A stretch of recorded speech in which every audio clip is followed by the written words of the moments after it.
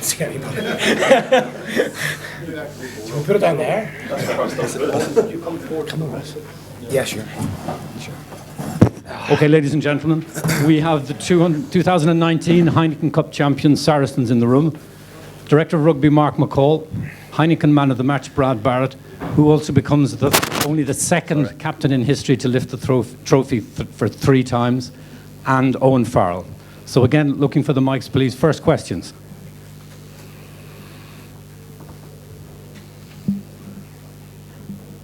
Hi, Mark. You weren't too bad chasing today. Yeah, it was a good question. Good question yesterday.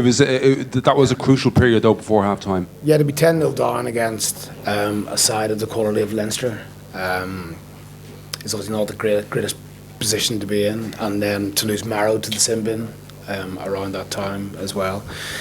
We just thought the players handled that 10 minutes incredibly well, and to score just before half time was massive for us. And then I thought we played really brilliantly second half. We had one really important defensive set at the start of the second half. Leinster, one of the best teams at keeping the ball in your 22 and making you pay. I think it was George Crew who got the turnover, and thereafter, the next 30 minutes, I thought we were very good. What a difference, I guess, just over a year makes. Losing to Leinster in the quarterfinal seemed to kind of give you galvanisation today. I want to know, though, that crucial moments before half time and going in at 10-0. Mark, how did that actually change the team talk based on what you saw for the first 35 minutes in the first half, and then what you communicated having it 10-0 all to play for? Our players took control at half time, if I'm honest. They were very clear on what we needed to do. Just a little bit better. We weren't miles off. We just felt there was a little bit more in us in attack, a little bit more in us defensively. And it was Brad and Owen who said that and asked for a little bit more. And the 10 minutes that we played at the end of the half with 14 men, we kind of got where we wanted to go to. And we just continued that in the second half, to be honest. And I think there was just a great feeling in the team all the way through that second half. Brad, how important do you think it was to get that try just before half time and take that momentum into the second half? Yeah, excuse me. Pivotal, I think, in terms of the way it changed the momentum of the game. There was a few words said behind the post. Owen, in particular, just said at times in that first 15 minutes we've been a bit tentative.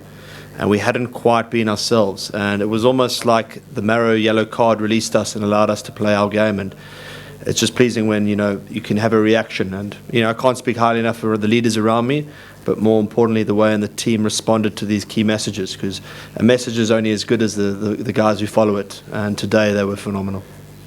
Mark, where does this trophy rank in over the last few years of success? Does the continuation of your victories make it sweeter the more you keep winning and the domination? It's so hard to rank anything. I think the first one felt magical, and this one feels good because we were against a really high class team today, and we were 10-0 down. We were down to 14 men, and we had to find a way to come back into the game, and we did. And I think we played some really good rugby in the second half as well. Probably missed a few chances if we're actually honest. So just proud of how the players have handled everything, really. Mark, your 2 reserve props you brought on within minutes of each other seem to do a sensational job for you. Yeah, it's so pleasing that some of the players who are a bit unheralded, like Richard Barrington, got some, he played 60 minutes today, didn't he? He was superb. He's been a really important player for our club, not just on the field but off the field as well. And when he's behind someone like Marco Vunipola, he tends not to play that long in these kind of games. And for him to play the way he played today was fantastic. And Vincent Koch, I think, produced his best game of the season. We all know that he's capable of that, and he produced his best game when we needed it most. Sometimes these finals are won on big moments, and what do you think of what Billy did with the interceptions, 2 of them, and obviously the try? No, I mean the try is Yeah, we're pretty used to seeing things like that from Billy. I didn't really see the 2 interceptions properly. I was probably the other side of the field on both of them. But no, I thought he had a very good game again. Mark, just a word on Billy, how he's been over the last couple of months. Obviously, he's been slightly in the eye of a media storm, but both in the semi-final and the final, he's come up with really important second halves, hasn't he? Yeah, it's obviously been a complicated 5 or 6 weeks, I guess, for him and for the squad, to be honest, as well. But what we needed from him was to do his talking on the field, not off the field, and I think he's been really good, and his teammates have supported him very well. You know.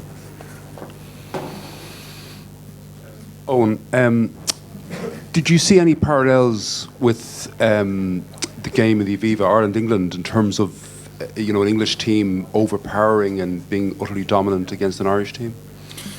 I think probably is that the 2 extremely physical games.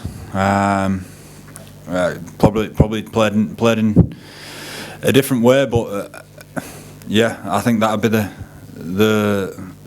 the main comparison that I'd say is that you definitely feel it after the game.